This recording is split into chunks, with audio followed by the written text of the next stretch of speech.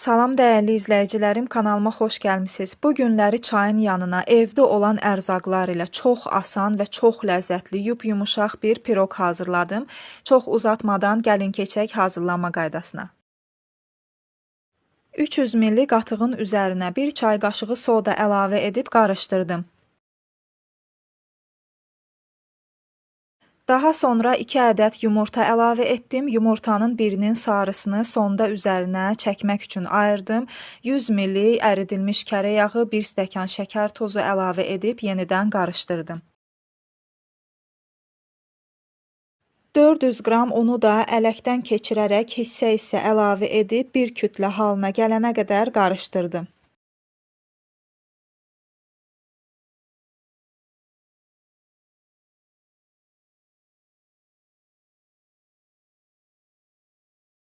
Formamın ölçüsü 22-nin 22-yədir. Əvvəlcə kərə yağı ilə yağlayıb, daha sonra xəmiri bura əlavə edib üzərini düzləşdirdim.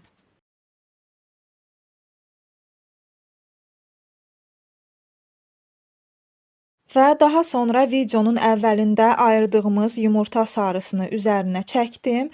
Sonda da istədiyiniz kimi üzərini bəzəyə bilərsiniz. Mən qoz ləpəsi ilə bəzədim.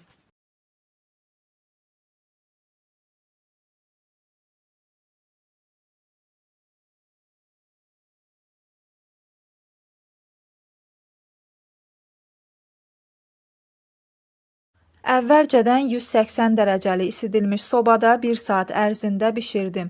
Bu qədər dostlar, gördüyünüz kimi çox asan hazırlanan bir piroqdur. Mütləq siz də hazırlayın. Əgər videomu bəyəndinizsə, like edib kanalıma abunə olmağı unutmayın ki, gələcəkdə faydalı, çox asan hazırlanan maraqlı videoları qaçırmayasınız. İzlədiyiniz üçün təşəkkür edirəm. Hələlik.